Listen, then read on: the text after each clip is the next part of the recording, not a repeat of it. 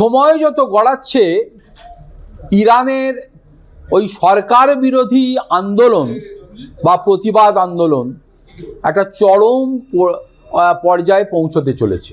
ওই খামেইনি সরকারের বিরুদ্ধে দেশের মানুষের পুঞ্জীভূত ক্ষোভ এবার যেভাবে রাস্তায় নেমে প্রতিবাদ আন্দোলনের মাধ্যমে মানুষের কাছে পৌঁছে যাচ্ছে তা নিয়ে চিন্তার ভাঁজ খামেইনি সরকারের কপালে।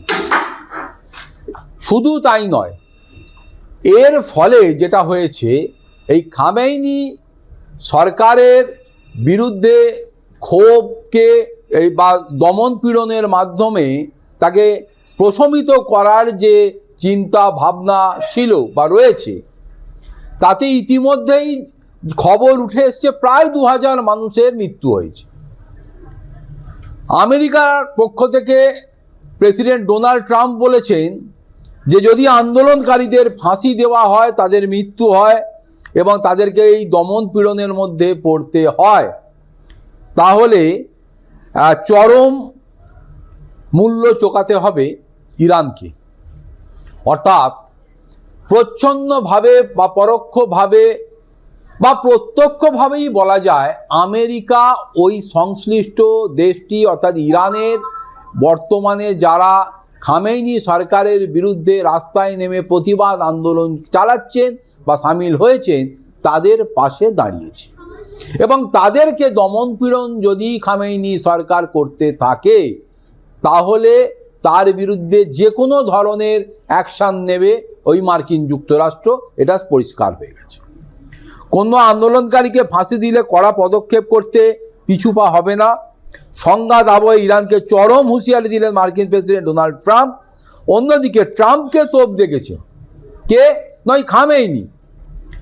খামেইনি বলেছেন দেশের জাতীয় নিরাপত্তার প্রধান লারিজানি বলেন খুনি তো আপনি, অর্থাৎ ডোনাল্ড ট্রাম্পের উদ্দেশ্যে বলেছেন খুনি তো আপনি, আপনার জন্যেই তো বা আপনার মদতেই বা আপনার দেশের যে সমস্ত খুফিয়া এজেন্সি রয়েছে তাদের মদতেই তো আজকে এই অস্থির পরিস্থিতির সামনে এসে ইরান দাঁড়িয়েছে। তাই 2 সপ্তাহের বেশি সময় ধরে জ্বলছে মধ্যপ্রাচ্যের এই দেশটি। সম্প্রতি ইরানের অ্যাটর্নি জেনারেল মোহাম্মদ মোয়াবেদি আজাদ হুঁশিয়ারি দেন এবার কেউ বিক্ষোভে সামিল হলেই তাকে ঈশ্বরের শত্রু তকমা দেওয়া হবে এবং মৃত্যুদণ্ড তাকে দেওয়া হবে। অর্থাৎ আন্দোলনকারীদেরকে খামেইনি সরকার এবার ওই কোর্টের মাধ্যমে বা অ্যাটর্নির মাধ্যমে একটা বার্তা বা বুঝিয়ে দিয়েছে যে তোমরা যদি এই খামেইনি সরকারের বিরুদ্ধে রাস্তায় নেমে প্রতিবাদ আন্দোলন করো তাহলে তোমাদেরকে ঈশ্বরের শত্রু বলে ধরা হবে এবং তোমাদেরকে মৃত্যুদণ্ড দেওয়া হবে। অর্থাৎ ওই দমন পীড়নটা চালানো হবে। এবং এর ফলেই যেটা হয়েছে যে কিছুদিন আগে আন্দোলনকারী 25 বছরের এক যুবককে ইতিমধ্যেই ফাঁসির সাজা শুনিয়েছে ওই সংশ্লিষ্ট দেশটির কোর্ট এবং বুধবার সেই সাজা কার্যকর হওয়ার কথা রয়েছে। মঙ্গলবার মার্কিন সংবাদ মাধ্যমে ট্রাম্প বলেন ইরানে যদি আন্দোলনকারীদের মৃত্যুদণ্ড কার্যকর করা হয় তাহলে আমেরিকা কড়া পদক্ষেপ নিতে পিছপা হবে না। প্রয়োজনে তারা ফ্লিট পাঠাবে, সৈন্য পাঠাবে, এয়ারফোর্স মুভ করবে এবং এক প্রকার যুদ্ধ হবে।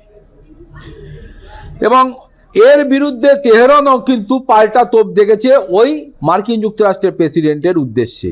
ইরানের জাতীয় নিরাপত্তা প্রধান লারিজানি এক্স হ্যান্ডেলে লেখেন ইরানের জনগণকে হত্যা করছেন 2 জন ব্যক্তি। লারিজানি বলছেন ইরানের জনগণকে হত্যা করছে নাকি 2 জন ব্যক্তি। একজন হলেন মার্কিন প্রেসিডেন্ট ডোনাল্ড ট্রাম্প আর একজন হচ্ছে ইসরায়েলের প্রধানমন্ত্রী বেঞ্জামিন নেতানিয়াহু। তার অভিযোগ দেশে হাজার হাজার মানুষের প্রাণহানির জন্য দায়ী ওয়াশিংটন এবং তেল আবিব। এই 2 দেশ ইরানকে অশান্ত করছে এবং হিংসায় উস্কানি দিচ্ছে, অর্থাৎ ইন্ধন যোগাচ্ছে ইরানের সরকারকে যেভাবে হোক ক্ষমতাচ্যুত করো, ইরানের বিরুদ্ধে কনস্পিরেসি জারি রাখো, ইরানকে দুর্বল করো যাতে সে আর মাথা তুলে দাঁড়াতে না পারে। অন্তত ইরানের তেমনটাই দাবি।